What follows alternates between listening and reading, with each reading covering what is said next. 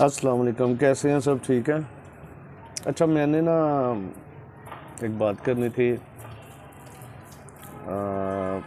खान साहब, इमरान खान साहब, देखें जैसे आप फैक्ट्री वालों को करोड़ों रुपए का मतलब बिज़नेस मतलब एक्स्ट्रा आप उनके साथ चल रहे हैं, और बहुत अच्छी बात है, चलना भी चाहिए।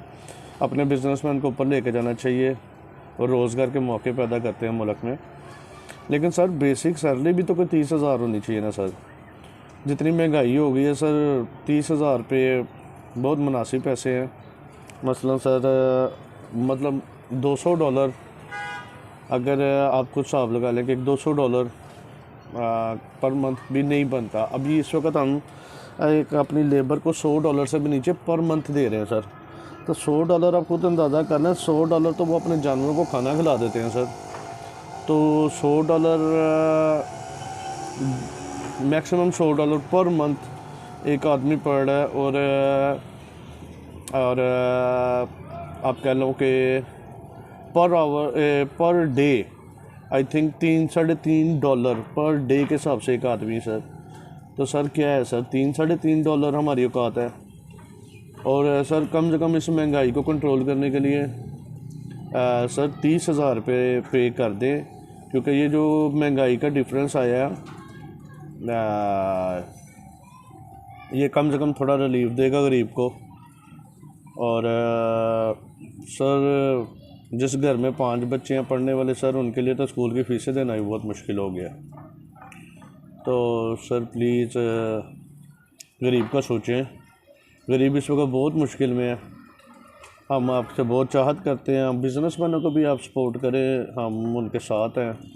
आप उनको जितना रिलीफ देना चाहते हैं दें, कोई इशू नहीं हमें।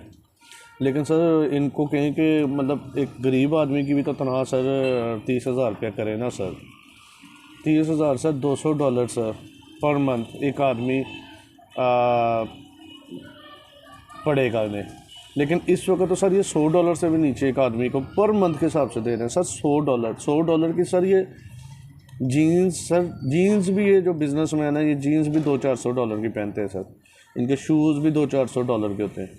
तो सर गरीब का भी तो हक बनता है ना। इन्हीं अमीरों के लिए काम करके वो उनको प्राडो पे बिठाते हैं खुद सर, उनके पास साइकिल भी नहीं होती। तो सर इस बात पे थोड़ा सा रिक्वेस्ट है आपसे कि बिज़नेसमैनों को आप रिक्वेस्ट करें कि यार, मैं अगर आप लोगों के साथ इतना साथ दे रहा हूँ तो प्लीज़ लेबर को भी आप कोई अच्छी पे कर दें, उनकी भी कम से कम 30,000 रुपये बेसिक सैलरी सर करें महंगाई के मुताबिक सर। सर रिक्वेस्ट है आपसे प्लीज़, क्योंकि सर इस वक्त गरीब के लिए दूध ख़रीदना, बच्चों की स्कूल की फ़ीसें देना, मेडिसन ख़रीदना, सर बच्चों के कपड़े, इस वक्त सर्दियाँ और बच्चों के कपड़े लोग नहीं ख़रीद सक रहे सर। आपको नहीं बता सकते किन मुश्किल हालात से लोग गुजर रहे हैं सर। तो प्लीज़ रिक्वेस्ट है, हम आपसे बड़ी चाहत करते हैं। हमने आपके लिए मतलब हम ये नहीं कहते कि हमने आपके लिए बड़ा कुछ किया, लेकिन सर हमने भी बड़े मतलब स्ट्रगल किया। हम आपसे बड़ी उम्मीद रखते हैं। तो सर प्लीज़ गरीब के लिए भी कुछ सोचें सर। 30,000 रुपये बेसिक सैलरी कर दें प्लीज़ सर। ये फैक्ट्री वालों से रिक्वेस्ट करें या उनको ऑर्डर करें कि देखिए, आप उनको करोड़ों रुपए दिए हैं आपने सर, इनको डॉलरों की मद में, रिबेट की मद में इनको बहुत पैसे मिले, लेकिन गरीब उधर का उधर ही स्टक खड़ा हुआ है। ना उसकी कोई तनख्वाह बढ़ी है, ना उसका रोज़गार बढ़ा है। तो सर वो तो फंसा हुआ है। दूसरी चीज़ सर, देखिए मेरी बात सुना, जो गरीब है मसलन सियालकोट में जो सर्जिकल का काम करते हैं सर, काम तो कारीगर करके देता है।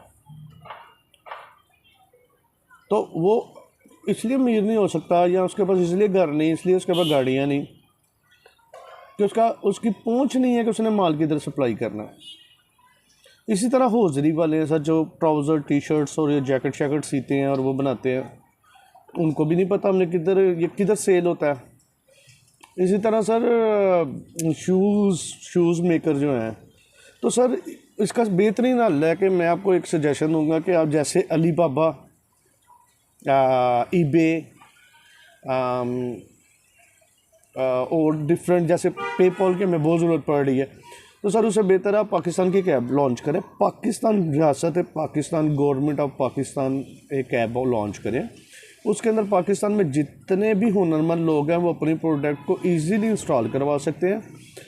और उसका ये बेनिफिट होगा कि सर जो चीज़ें ख़रीदेगा उसको भी रियासत है पाकिस्तान गवर्नमेंट, पाकिस्तान की गवर्नमेंट वो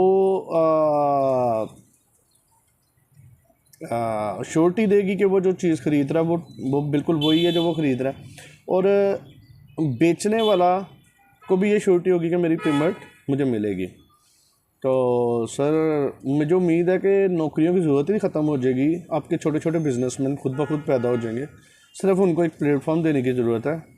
तो क्योंकि वो अली बाबा और ईबे अमेज़ॉन इन पे काम नहीं कर सकते, इनके लिए जितने रिसोर्सेज चाहिए वो उतने पढ़े लिखे नहीं है बेचारे, या इतने उनके पास रिसोर्स ही नहीं है कि वहाँ तक पहुँच सकें।